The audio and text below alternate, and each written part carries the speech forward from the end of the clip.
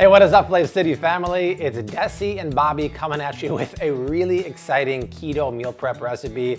Desi kind of like cracked the Da Vinci Code of recipes this week. We couldn't even wait. We had to film the recipe today and share it with you because if you thought you can't eat pasta when you're on the keto diet, think again, because we are gonna rock a mind-blowing keto pasta meal prep that is so satisfying and reminds you of the good old days of starch. So let's do it. Gnocchi meal prep. Gnocchi made with almond flour and mozzarella cheese, boiled and finished in a pan to make them nice and crispy. And then tossed with a homemade pesto sauce, asparagus, and crispy prosciutto. So here's the deal. If you're looking for healthy meal preps that actually have flavor, Desi and I are hooking you up every Friday morning, so click that old subscribe button. You will get a push notification as soon as our videos go live. Desi, how do we make these amazing gnocchi? Start with 2 room temperature eggs. Beat them lightly. To that, babe, do you mind adding 2 teaspoons of baking powder? Yes. Deja vu from last week's video. If you saw last week's video with that epic keto kebab flatbread, we're using the same exact dough to make our gnocchi. They work perfectly. So there's 1 teaspoon of baking powder and 2. And a nice pinch of salt, babe. Got it. And then add 2 ounces of finely grated low moisture mozzarella cheese. Make sure the cheese is at room temperature as well when you add it.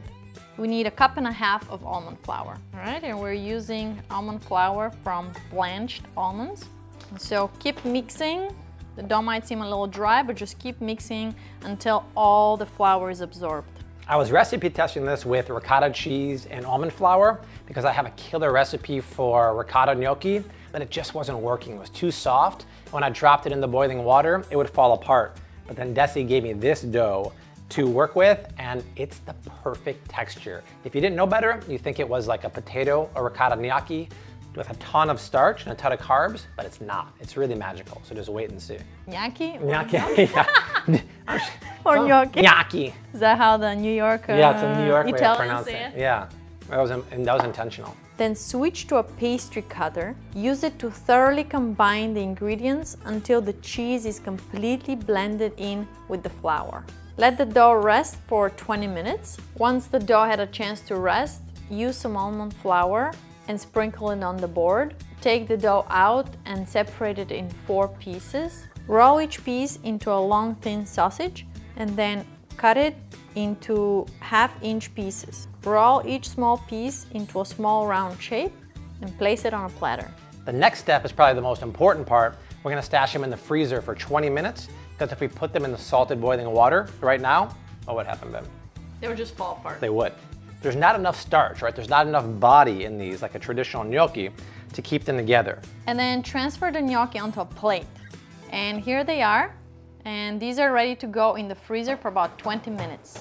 All right, I'm gonna let the gnocchi do their thing for 20 minutes before we roll on to the pesto sauce. Today's video is a sponsorship from 310 Nutrition. If you guys follow me on the Flav City Instagram, you know that I crush post-workout smoothies like nobody's business. It's really important for me to get a lot of plant-based protein into my diet as soon as I'm done with my workout. And I take my nutritional supplements very seriously, which is why when they approached me, 310 Nutrition did, to do the sponsored video, I first tried out their meal replacement shake, which I use as protein shake, and it is phenomenal. All the ingredients you can pronounce, which is very, very important, and it's plant-based. There's no whey, there's no lactose, there's no dairy. They do have dairy-based ones too, but I love that you get 15 grams of protein in 1 scoop of this plant-based protein powder. Plus you have a ton of other ingredients like 310 lemonade, 310 tea, and they hit me up with the most ridiculous promo code for you guys for 70% off the starter kit. You're gonna get 70% off of the meal replacement shakes, the lemonade mix, superfood juice, samples, the shaker cup, and you even get a $10 gift certificate to use for your next order. So what I actually been drinking during the day now is 310 lemonade. Because if you're looking for like a little sweet fix or you miss drinking sugary drinks on keto or low carb, the lemonade mix is great because it's sugar-free, it keeps you hydrated, and it has a great flavor. So make sure you guys use my link down below for 70% off your first order. So check it out and let me know how you guys like it. Now we can get rocking on the pesto sauce. All right, to rock this pesto, I'm gonna get my food processor going here. And I'm gonna use a handful of basil that I just grabbed from my neighbor's garden. Thank God he grows a ton of it. Otherwise, get it at like Trader Joe's. It's way cheaper than like those other grocery stores that charge $3 for a little container of it. And then for parsley, if you don't follow my parsley hack of chopping it as soon as you get home from the grocery store and storing it in a ramekin with plastic wrap over the top, wrap your parsley in wet paper towel or damp paper towel and then store it in plastic like this and keep it in the fridge. The moisture will keep it a lot longer in the fridge. So I'm just gonna chop about 1 cup off, add that straight to the food processor. And then I don't know if you've seen the price of pine nuts lately, but they cost like 21 bones a pound. That is like a major no-no. So we're gonna use cheap and keto-friendly pecans. I'm gonna go with a 1/4 cup in the food processor. Drop in 2 cloves of garlic, add the zest of half a lemon, and then cut the lemon in half and squeeze in the juice of half, a 1/4 teaspoon of salt, and a few cracks of black pepper.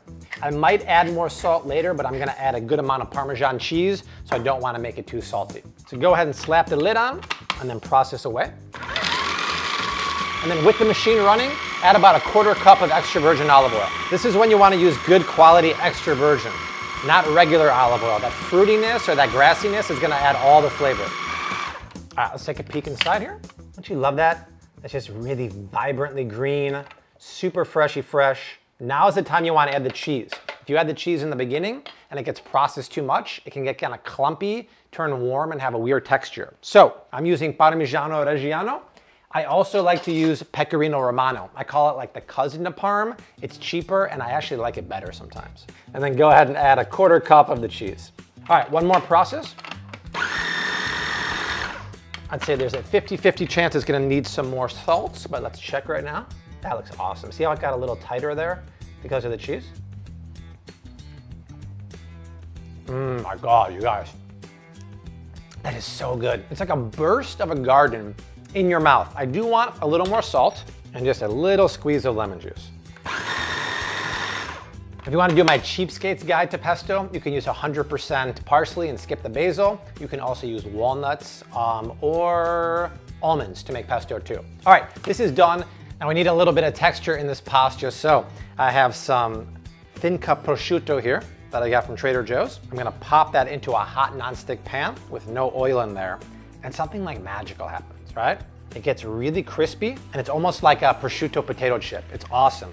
Make a few extra for snacking, I can tell you from experience, and then we'll crumble it on top of the gnocchi with the asparagus. All right, so while that's doing its thing, I wanna get some asparagus into some salted boiling water. Here's my tip for asparagus, because there's 2 ends of the asparagus. One is the tough woody end, and one is the tender green end. Just take it and bend it. Wherever it breaks, that's the tough part. You really don't want to eat that raw. This is the part you want to eat.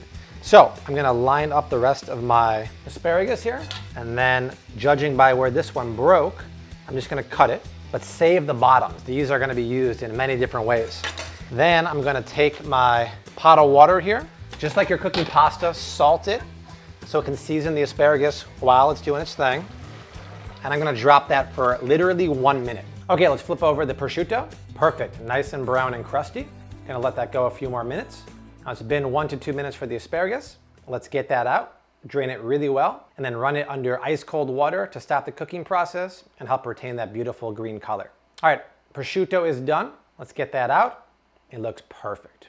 All right, guys, it's a gnocchi time. It's been 15 minutes in the freezer. Check out my little gnocchis. They're firm and probably almost all the way frozen through. Like I said, you can leave them in the freezer for 2 to 3 months. Just put them into a zip top bag. To cook the gnocchi, have some salted boiling water. Put a strainer in the water and then dump 1/4 of the gnocchi in there. That way it's much easier to fish out the gnocchi later on. Gonna boil them for 30 seconds. Pop them out, shake out all the excess moisture, and then get them straight into a non-stick pan over medium-high heat with a shot of olive oil. And just let them go for about 2 minutes until they're nice and crispy, and make sure they're crispy on all sides. Then dump them out into a clean platter, and then keep repeating that with the rest of the gnocchi until the last batch is done. All right, pasta is done. Pesto is done. Garnishes are done. Less talking, more eating. Let's plate this dish. Let's add some of the gnocchi to our clean bowl and then spoon over a good amount of the pesto and then toss it up really nice to coat the gnocchi in all of that lovely pesto. Use a spoon also to make sure everything is well coated. Put it onto a serving bowl And grab some of that blanched asparagus, slice that up, put it on top. Don't forget that crispy prosciutto, slice that up too. Garnish on top of that. And then why not a little bit of Parmesan cheese, snow shower on top, and we're done. And there it is, you guys. No carb, cheesy keto gnocchi with crispy prosciutto and blanched asparagus. Do you think we've earned a bite finally, Desi? I can't wait then. All right, go for it. Look at that perfect bite right there. Wow. Lots of flavor, babe. Mm-hmm. Those taste like banging cheesy gnocchi. If I gave that to someone and told them it was a regular gnocchi, they would not know. They're literally that good. The prosciutto is salty, the asparagus is nice and herbaceous, and that cheese on top is popping, and the pesto is popping. This is phenomenal, you guys. If you want to eat pasta on keto, you have to follow the recipe, which is down below in the description box exactly. Otherwise, there's a little room for error. And don't forget to check out my promo code for 70% off the 310 Nutrition Starter Pack. It's down below in the description box. Hook us up. This was a lot of work to make. Share this video, subscribe to our channel if you want to see 2 more pretty darn epic keto meal prep and recipes. They're down below us right now, but we will see you next week. Until then, Hashtag keep on cooking. keep on cooking. Mad love, y'all. Peace.